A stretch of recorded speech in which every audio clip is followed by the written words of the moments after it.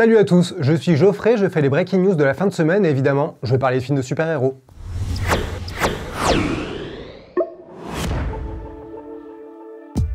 Alors on va commencer par la première grosse info potentiellement scoop qui est sortie en fin de semaine, c'est le retour éventuel de Chris Evans dans la peau de Captain America dans les films Marvel.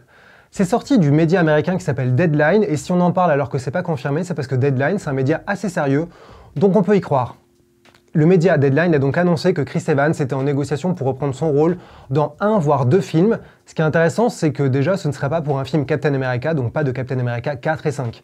C'est vraiment pour de l'apparition, un petit peu comme quand Iron Man, après Iron Man 3, a continué à traîner dans les parages, et est apparu dans Civil War et dans Spider-Man Homecoming et bien sûr les films Avengers. Mais là, il n'y a pas de film Avengers à l'horizon, donc c'est vraiment de l'ordre de l'apparition, du soutien, peut-être clin d'œil, peut-être une scène post-générique, on ne sait pas trop. En tout cas, ce qui est intéressant, c'est que une fois que Avengers Marvel a fait ses adieux à Iron Man et Captain America, j'espère que vous avez vu les films, sinon désolé du spoiler, il y avait un peu l'impression que il y avait un passage de relais.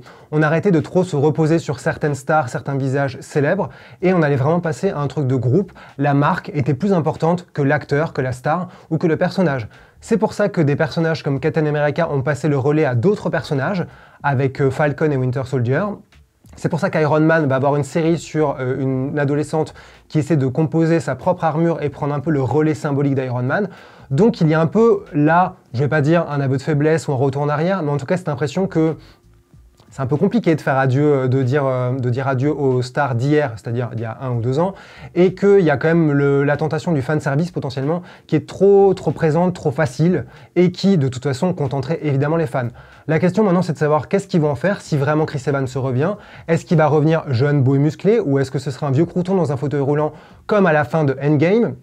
Est-ce que ce sera de l'apparition dans par exemple la série Falcon et le Soldat d'hiver qui arrive en mars sur Disney+. Il a passé son casque, il a passé son bouclier à deux personnages pour qu'ils prennent le relais de son personnage. Est-ce que ça va être un petit clin d'œil? Est-ce qu'il va être là pour les soutenir, pour les épauler? Est-ce qu'il va revenir dans le multivers? Puisque Doctor Strange 2 clairement s'appelle multivers, donc vraiment on va arriver vers un truc d'univers étendu, énorme, avec beaucoup de possibilités et de retours éventuels. Ou est-ce que ça va être peut-être dans Black Widow, histoire que les gens aient vraiment envie de voir ce film quand il sortira dans 2 ans et demi? Je ne sais pas. Chose intéressante, Chris Evans a depuis évidemment démenti en disant sur Twitter qu'il n'était pas au courant de ce retour. On serait tenté de dire donc que c'est vraiment de la pure et méchante rumeur, sauf qu'on peut se souvenir que c'est pas du tout la première fois qu'on assiste à un potentiel gros bullshit hollywoodien de communication où on fait en sorte de faire croire que non, c'est une surprise, alors qu'en fait, tout le monde le sait déjà. Je pense notamment à Matt Mikkelsen qui, quand il a été annoncé pour remplacer Johnny Depp dans Les Animaux Fantastiques 3, a dit « Non, c'est faux, je ne suis pas au courant » avant que ce soit confirmé 3 jours après. Ou bien évidemment à Joker et Joaquin Phoenix, puisque Joaquin Phoenix a répété pendant des mois que non, il ne sera pas le Joker, et on connaît la suite de l'histoire. Justement, parfaite transition, puisque la deuxième information de la semaine, c'est le projet Napoléon avec Joaquin Phoenix dans le rôle. C'est un projet qui traîne depuis des années, parce que Ridley Scott, le réalisateur culte de Blade Runner ou Alien, ou plein d'autres films comme Hannibal, Les Associés, enfin voilà, il y en a plein, et aussi Alien Covenant et Prometheus, oui, et tout l'argent du monde récemment, avait envie de faire un film sur Napoléon depuis des années. Et ça fait quelques mois qu'il est vraiment sur les rails. C'était censé être fait par un studio classique hollywoodien. Et en fait, c'est là que ça devient intéressant, c'est que c'est Apple qui va faire ce film. C'est là qu'on reparle encore une fois de la guerre du streaming. Parce que la guerre du streaming est là, elle est bien réelle, et tout le monde essaie de s'acheter les talents et du prestige et du succès des abonnés dans tous les sens à coups de milliards depuis maintenant 2-3 ans.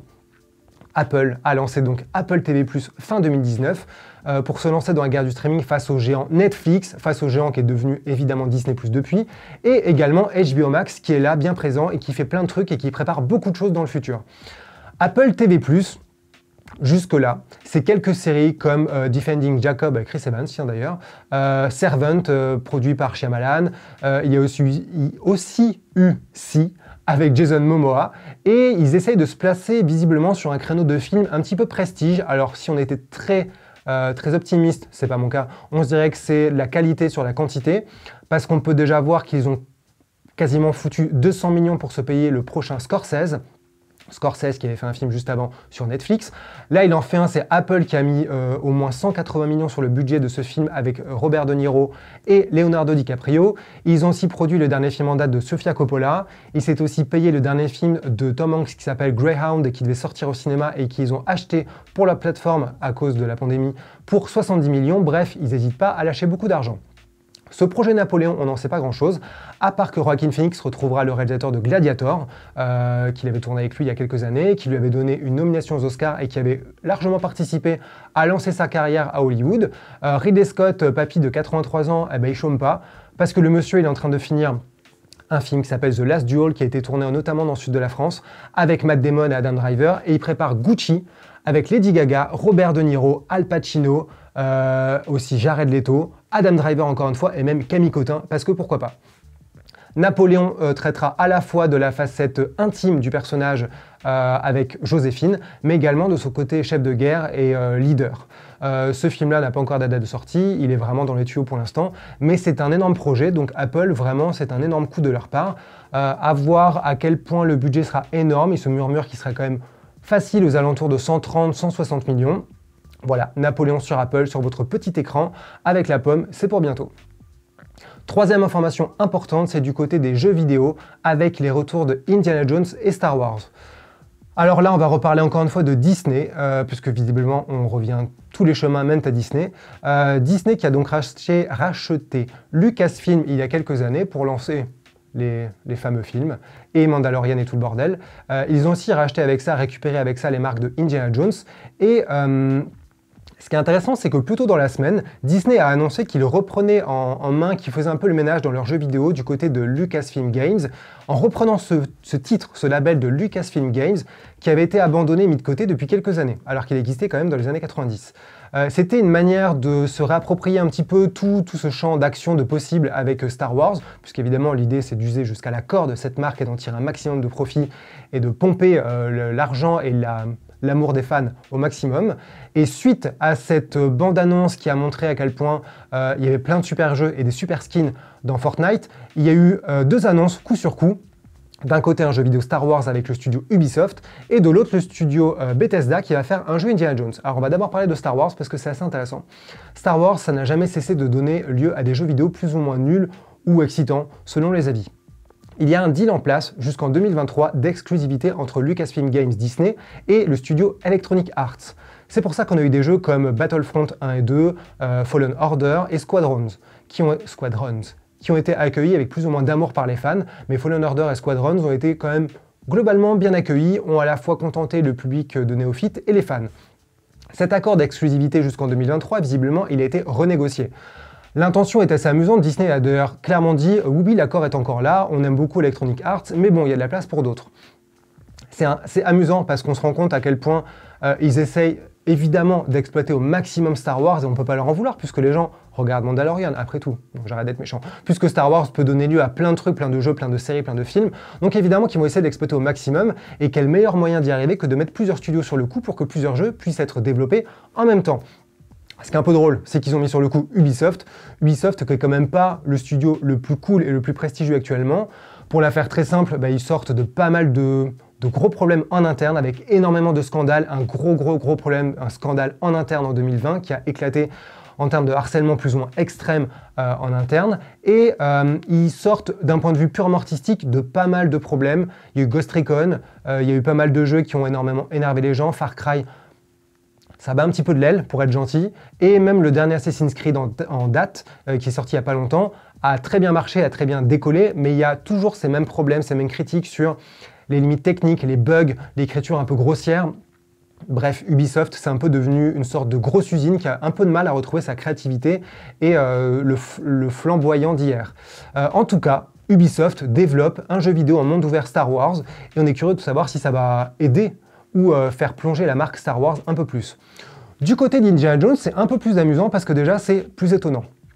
Indiana Jones a donné lieu à quasiment une vingtaine de jeux vidéo plus ou moins nuls depuis un long moment, mais ça faisait un petit moment que plus personne n'osait y aller, et là ce qui est intéressant c'est que le studio Bethesda donc s'est mis sur le coup et l'a annoncé dans un trailer. C'est un petit teaser où on peut retrouver le thème d'Indiana Jones, évidemment, en tout cas les premières notes, et surtout Bethesda c'est un studio qui pour le coup est assez prestigieux et respecté. Niveau technique, ils sont vraiment à la pointe. Et on voit avec les récents Doom, avec Elder Scrolls, avec aussi Fallout, et ils ont d'ailleurs travaillé sur des jeux Terminator, si on veut parler de lien entre le cinéma et le jeu vidéo. En tout cas, avec leurs récents jeux, on peut voir que Bethesda, c'est un studio qui est quand même très cool, qui est assez respecté des experts et des gamers. Donc c'est très intéressant de savoir ce que va en faire, de ce que va faire ce studio d'Indiana Jones.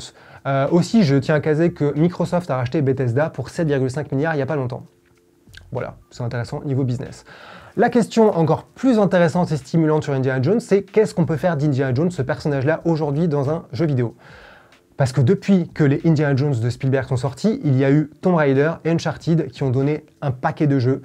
Les deux sont évidemment des descendants d'Indiana Jones, ils ont repris tout ce côté archéologue, aventurier, solitaire, un personnage avec un caractère fort, avec de l'humour, avec une personnalité, avec des traits de caractère qui vraiment ont fait des personnages tout aussi cultes qu'Indiana Jones dans leur domaine, et qui ont vraiment usé jusqu'au bout cette idée d'un aventurier qui résout des énigmes, qui affronte des ennemis, avec un mélange d'exploration, d'exotisme et de fantastique, puisqu'il y a très souvent une part de fantastique, voire de science-fiction dans ces jeux. Qu'est-ce que peut faire Indiana Jones après tous ces Uncharted et surtout tous ces Tomb Raider, puisqu'il y a eu encore plus de Tomb Raider que d'Uncharted? C'est là que ça va être assez intéressant, qu'il y a un gros défi pour Bethesda. Comment ils peuvent faire un jeu vidéo Indiana Jones sans qu'on se dise, comble de l'ironie, que ça ressemble à Uncharted et que ce n'est qu'une pâle copie de Tomb Raider? Ça va être le gros défi, je pense, de ce Indiana Jones, et je pense qu'on est tous hyper curieux de savoir qu'est-ce que ça va donner, surtout encore une fois avec Bethesda. Voilà, c'était 3 informations qu'on a trouvées hyper intéressantes cette semaine. Le prochain Breaking News, c'est mardi prochain avec Simon. Sur ce, je vous souhaite un bon week-end. J'espère que tout ça, ça vous a intéressé. N'hésitez pas à nous dire ce que vous pensez des Breaking News. Est-ce qu'on devrait parler de plus de sujets, de moins de sujets, plus longtemps, moins longtemps? Est-ce que je devrais porter une chemise d'une autre couleur? Dites-le moi. En tout cas, merci pour votre attention. Abonnez-vous à la chaîne Écran Large. Dites-nous dans les commentaires tout ce que vous pensez de nous, surtout si c'est gentil. Je vous souhaite un bon week-end et à bientôt. Salut!